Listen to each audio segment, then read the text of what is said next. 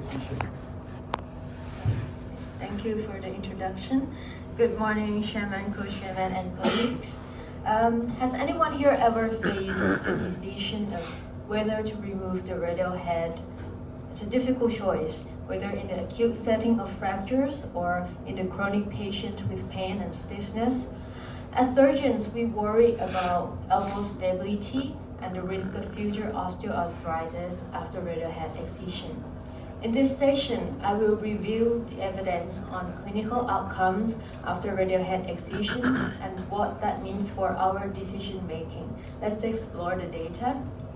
But first of all, let's make a quick review on radial head's role. The radial head stabilizes axial and valgus loading, prevents dislocation and excessive valgus displacement, and also serves as a secondary restraint to the MCL. All crucial for maintaining elbow stability, particularly when other stabilizers are injured. Excision of the radial head increases valgus laxity and allows proximal migration of the radius, though these biomechanical changes don't always predict the functional outcome.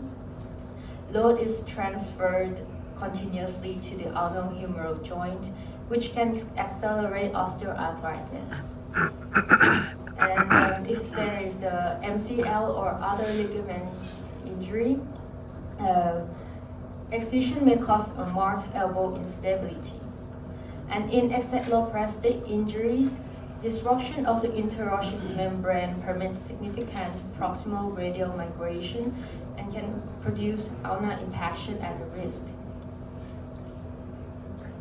A recent systematic review included 27 studies comprising of 774 patients who underwent radial head excision.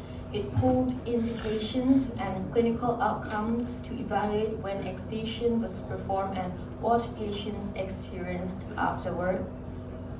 Indications fall into two scenarios: in acute comminuted radial head fractures. Some series even included fractures with associated ligamentous injuries. And the other one is in the chronic setting, which are symptomatic post-traumatic arthritis and rheumatoid arthritis. Across the studies, Mason type 3 fractures were the most common indication for radial head excision, followed by type 2. Now let's see the outcome. In acute fractures, most patients report no or only mild pain, and functional scores were generally good to excellent, and range of motion improved after radial head excision. Now, talking about a comparative study, evidence comparing radial head excision with the internal fixation in acute fracture is limited and unclear. This review found only 2 studies. One showed no difference, and the other favored internal fixation only for some outcomes like grip strength and forearm rotation. So we cannot say one is clearly better.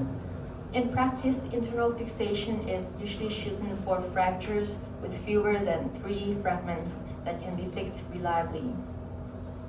And evidence comparing radial head excision and radial head replacement in acute fractures is very limited as well. Only one study with more than 2 years of follow-up was found.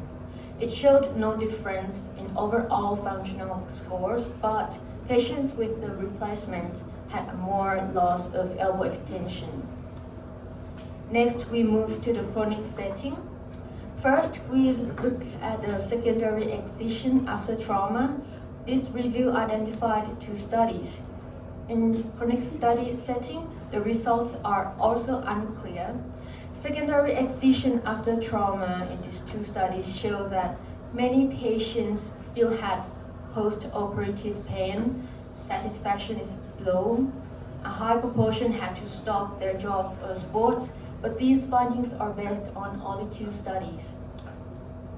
Furthermore, one study compared primary excision to secondary excision and found that the best results occur after primary excision, which is about 2 weeks. And next, looking at rheumatoid arthritis, this review identified 4 studies. Talking about pain, In patients with rheumatoid arthritis, this review found that only half had pain that stays the same or became worse after radial head excision. And looking at the functions in the rheumatoid arthritis, Woods and colleagues with 45 patients found that almost all improved in everyday tasks like bringing the hand to the mouth, reaching the back of the head, and turning the door handle.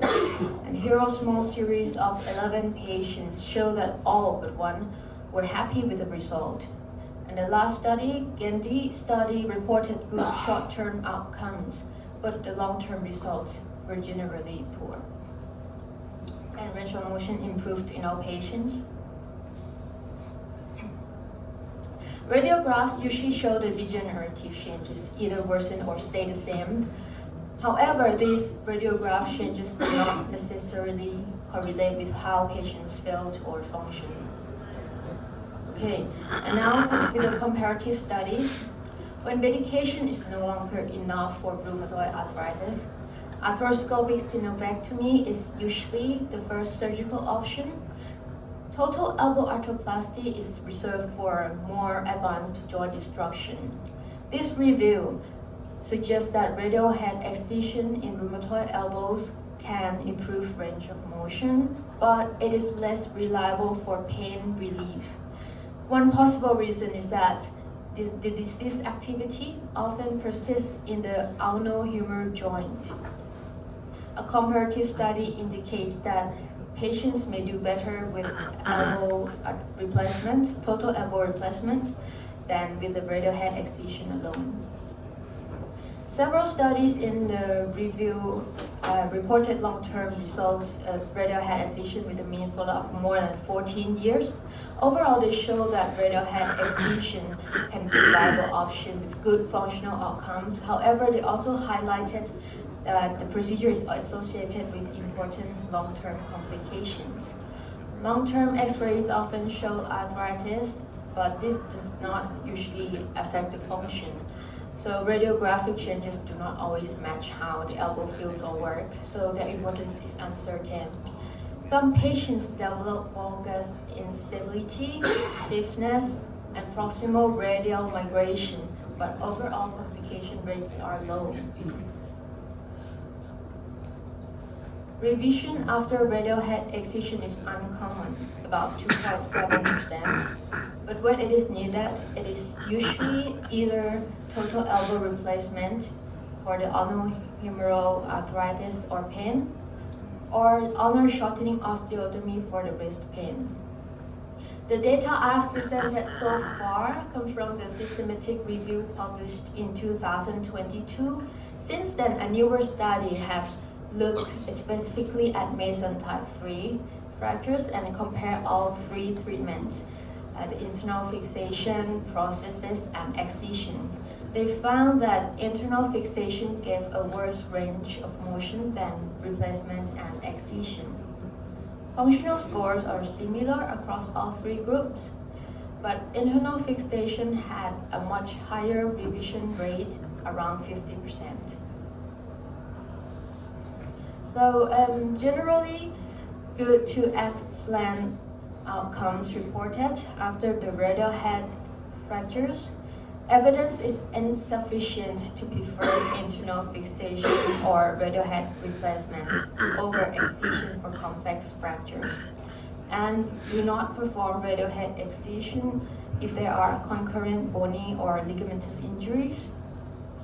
Secondary post-traumatic radial head excision often use inferior results with persistent residual pain. And in rheumatoid arthritis, excision may improve range of motion, but typically does not relieve pain and is associated with worse degenerative changes.